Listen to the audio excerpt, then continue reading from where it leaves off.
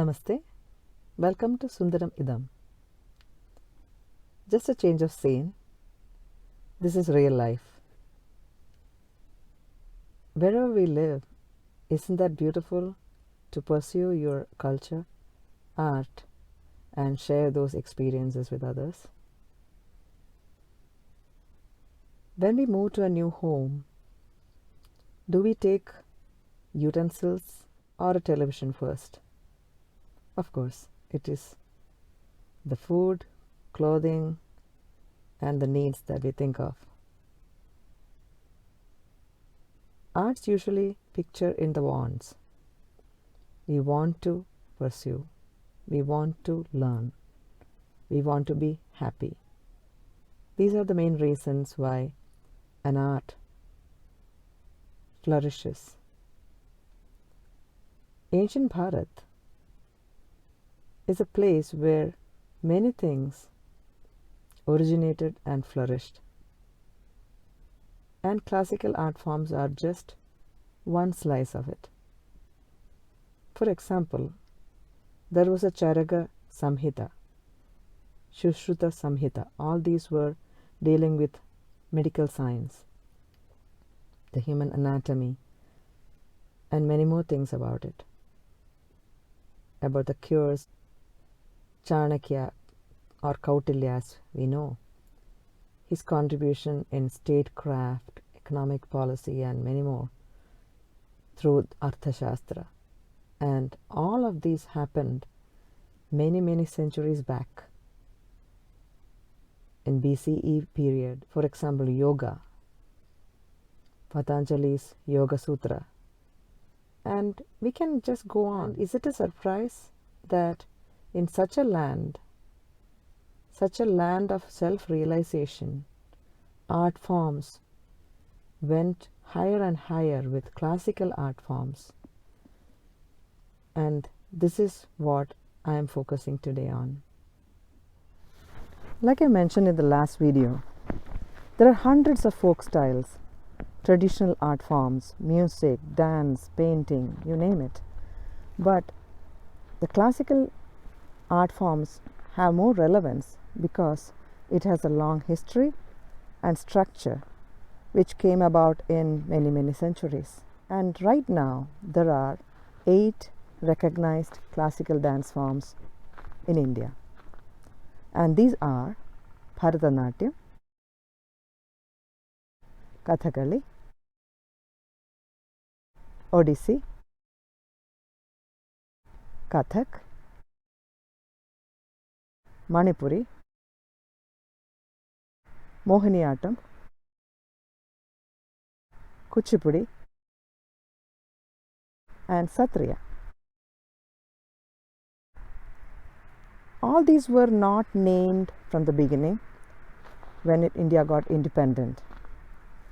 Some of them were added first, and the latest is Satriya, which was added in 2000. Honestly, I didn't know much about this art form until it was included as a recognized dance form of India. Similarly, many of us do not know the dance forms or names or its details.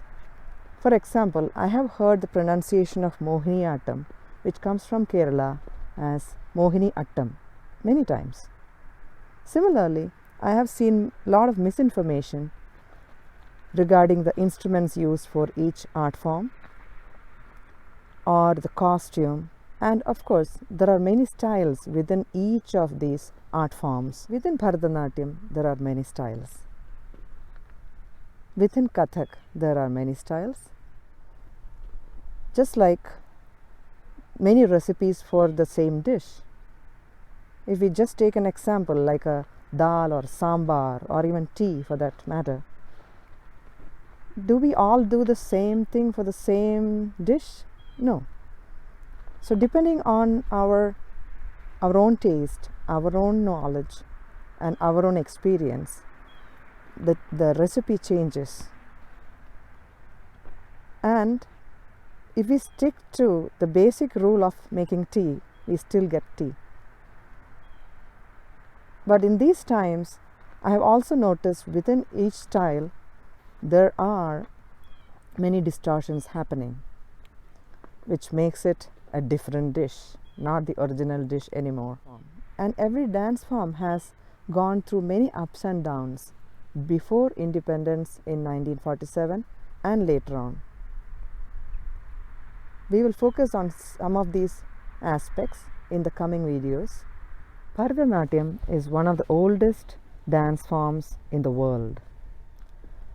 It was not known as Bharatanatyam until the 1930s. Originated in the state of Tamil Nadu in South India. Nowadays, you can see Bharatanatyam dancers in every part of the world, every country.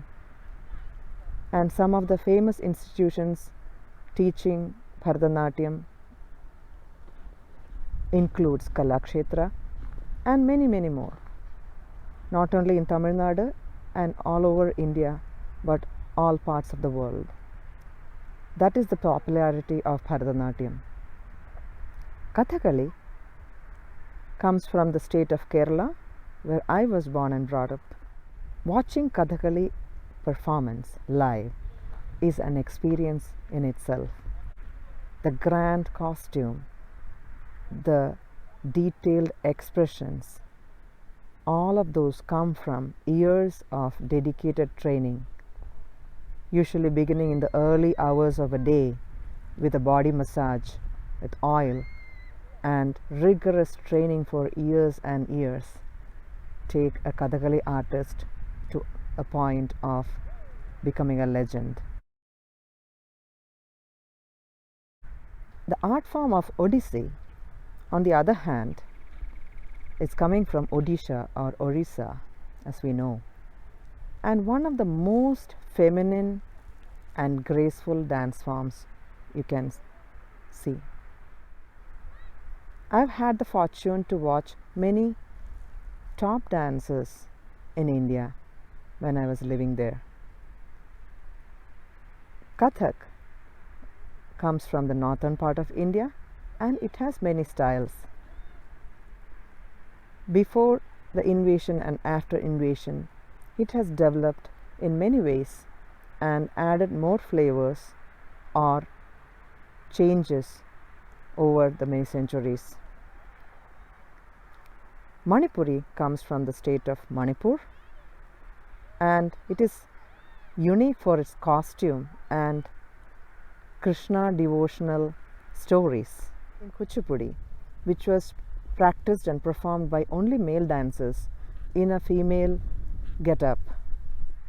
Satriya comes from the state of Assam and it is making its baby steps as being recognized later by the government of India, and hope it will get to a point where it deserves more popularity and respect. Each of these dance forms are unique in many ways. At the same time, there is always this common thread of Natya Shastra binding them. And all these dance forms also have different texts for mudras or hand gestures and many more regional texts which gives it the documentational support and the uniqueness that it carries. So these are the basic facts about classical dance forms. I hope the information you got through this video is useful and you found it interesting. Any suggestions, any questions, please feel free to say in your comments. On special occasions in India, we used to hear this slogan, Mera, Bharat, Mahan. Knowing all these things, why can't we say that honestly? And why can't we say that in dance style? Mera, Bharat, Mahan. Let us keep the pride and happiness on. Have a great day. Sundaram, Idam.